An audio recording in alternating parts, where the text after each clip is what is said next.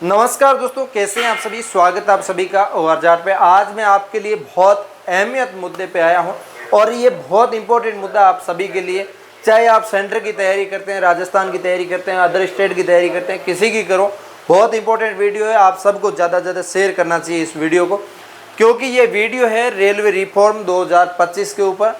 Railway के लिए विद्यार्थियों की बहुत अच्छी मांगे हैं जो रेलवे के लिए रखी है, और ये मांगे विद्यार्थियों के हित में जब शिक्षकों ने रखना शुरू किया, शिक्षकों ने आवाज़ उठाई और सबसे अग्रसर होकर आपके राकेश यादव सर आप सभी के लिए बहुत ज़्यादा मेहनत किया। और आप सबको मैं बता दूं कि सबसे ज़्यादा पॉपुलेशन जब होती है ना, तो उस टाइम उस स्टेट का जो भी है सेंट्रल लेवल की ज़्यादा ही तैयारी करते हैं, जिसके अंदर आपको बता दूं रेलवे है, एसएससी है, इन भर्तियों की ज़्यादा से ज़्यादा तैयारी जो यूपी बिहार वाले करते हैं, राजस्थान वाले भी करते हैं, अदर स्टेट वाले भी करते हैं। बहुत मतलब बाकी स्टेट वाले थोड़ी सी कम करते हैं, उन सेंटर वाले थोड़ा सा ज़्यादा करते हैं ना।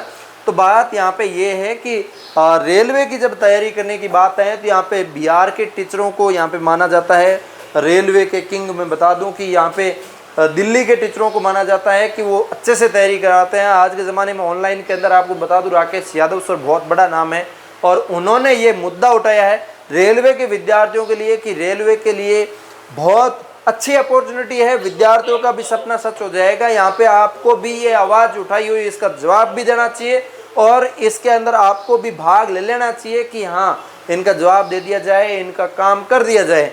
काम ये है आपके लिए कि 5 ही मांगे हमने रखी है, बहुत जायज़ मांगे हैं, बहुत इंपॉर्टेंट मांगे हैं। इन मांगों को नहीं मानेंगे तो आगे जाके आपको इसका खामियाजा भुगतना पड़ सकता है। और इसके अंदर मांगे रखी है कि रेलवे कैलेंडर जारी करे।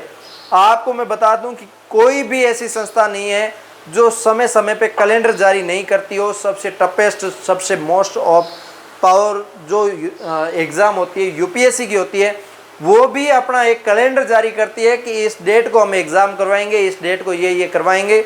और सबसे छोटे लेवल की मानूं तो मैं चपरासी की नौकरी होती है और उस नौकरी के लिए भी कैलेंडर जारी होता है। जहाँ तक कि मैं राजस्थान से बिलोंग करता हूँ, राजस्थान के अंदर आरएसएसबी राजस्थान चयन बोर्ड जो वैकेंसीज करवाता है उनकी भी कैलेंडर जारी करता है। समय पे कैलेंडर जारी करना बहुत ज़रूरी है।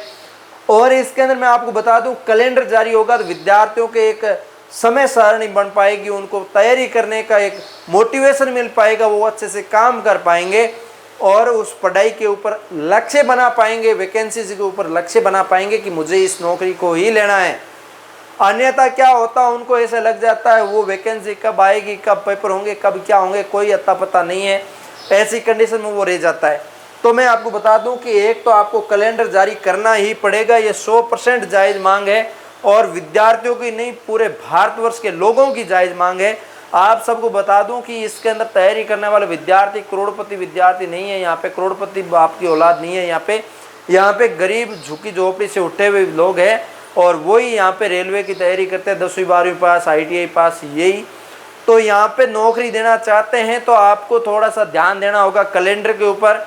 और रेलवे के अंदर लाखों पद खाली है, इनकी वजह से जो रेलवे को अंदर आए साल कोई ना कोई दुर्घटना होती है। और वो दुर्घटना इसीलिए होती है क्योंकि वहाँ पे भीड़ नियंत्रण करने वाला समय, वहाँ पे संभालने वाले लोग भी नहीं होंगे तो फिर दिक्कत होती है।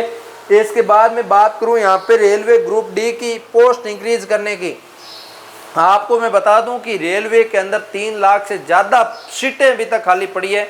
सिर्फ रेलवे ग्रुप डी की नहीं, यहाँ पे बाकी पोस्टों भी यहाँ पे खाली देखने को मिलेगी। आपकी टिकट कलेक्टर हो गया, टिकट काउंटर पे जो बैठते हैं, टीटी होंगे, बहुत सारे रेलवे के अंदर अलग अलग टाइप की पोस्टें होंगी। वो सारी पोस्टें के अंदर आपको पद बहुत सारे रिक्त मिल जाएंगे।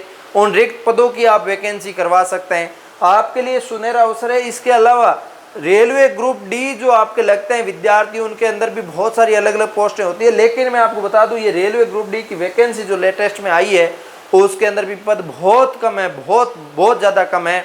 आप प्लीज़ पोस्ट इंक्रीज करें। यहाँ पे 3-3 करोड़ जितने फॉर्म भरे जाते हैं और आप 500 रुपये लेते हैं। आप वादा तो करते हैं कि मैं पैसे वापस करता हूँ एग्ज़ाम देने वालों को, और एग्ज़ाम सेंटर बहुत दूर दूर दे देते हैं। ये बहुत बड़ी आपकी गलती है।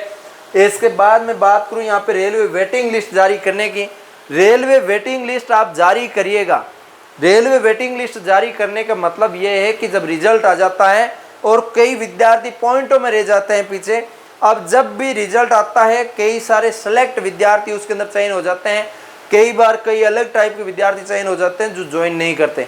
तो इस कैटेगरी के अंदर जब भी वो सीटें खाली रहती है तो उस सीटों की वेटिंग लिस्ट निकाली जाए कि फिर उन सीटों के ऊपर नए विद्यार्थियों को ज्वाइन करवा दिया जाए। तो ऐसी कंडीशन में वेटिंग लिस्ट निकालना बहुत ज़रूरी है, लेकिन रेलवे किसी टाइप की वेटिंग लिस्ट नहीं निकालता। और इसके बाद मैं बात करूं एग्ज़ाम सेंटर की। एग्ज़ाम सेंटर मैंने आपको जिक्र कर ही दिया कि एग्ज़ाम सेंटर भाई कम से कम ग्रे डिस्ट्रिक्ट नहीं तो ग्रे स्टेट तो दीजिए। कहाँ दूर दूर पटक रहे हैं, 200-300 किलोमीटर दीजिए, बहुत है भाई, 100-200 किलोमीटर बहुत है मैं कहता हूँ। और एग्ज़ाम सेंटर इतना भी नहीं है कि वहाँ पे अवेलेबल नहीं हो सकता, ऐसा पॉसिबल नहीं है। आप दूसरे स्टेट को दूसरे स्टेट भेज रहे हो, दूसरे स्टेट को दूसरे भेज रहे हो, तो वो वहीं दिला दो ना भाई, कहाँ ज़रूरत है। कितनी सिक्योरिटी करोगे आप? सिक्योरिटी करना है तो थोड़ी सी आपके सिस्टम सॉफ्टवेयर में करिए, आपके वरिष्ठ लोगों के अंदर करिए। आप सेंटर दूर करने से कौन सी सिक्योरिटी भंग कर रहे हो भाई? तो मेरा कहना यह है कि आप इतना ही दूर मत करिए, ज़्यादा से ज़्यादा नियर बाई दूर कर दीजिए, थोड़ा सा 100-200 किलोमीटर को ज़्यादा नहीं है। यहाँ बेरोजगार विद्यार्थी, गरीब विद्यार्थी, उनको आप 500 किलोमीटर दूर भेज रहे हो, बहुत गलत बात है। और ये विद्यार्थियों के आप अधिकारियों के ऊपर हाई लगेगी। ये आगे मैं बात करूँ धांधली के खिलाफ सख्त कार्रवाई। आप धांधली के खिलाफ जो आप सख्त कार्रवाई के लिए नियम क्यों नहीं बना देते? आप शानदार वाला नियम बनाइए ना कि जो भी इसके अंदर घोचाबाजी करेगा, जो भी इसके अंदर गलती करेगा, उनको मैं बाहर फेंकूंगा, उनको सलाखों के पीछे डालूंगा। रेलवे ऐसा नियम क्यों नहीं बना देता? किसी की माई के लाल की हिम्मत नहीं होगी रेलवे का फॉर्म चुरा लूँ, रेलवे की सीट चुरा लूँ, किसी की हिम्मत नहीं होगी। कौन चाहता है अपनी ज़िंदगी को दांव लगाने पे? आप क्यों नहीं सोचते इसके बारे में? आप इसके बारे में सोचिए। जो अधिकारीगण बैठे हैं बड़े पद पे, उनको मैं कहना चाहूँगा कि इस बातों पे गौर करिए। बहुत इंपॉर्टेंट बातें जो रेलवे के विद्यार्थियों ने रखी है आपके लिए, और सब मांगे जायज़ मांगे हैं तभी आपके लिए रखी है। यहाँ पे 5 जो यूथ ने आपके लिए मांगे रखी है ना, इस मांगों से आपका रेलवे भी बदलेगा और रेलवे को बदलना भी पड़ेगा। बहुत इंपॉर्टेंट मांगे है।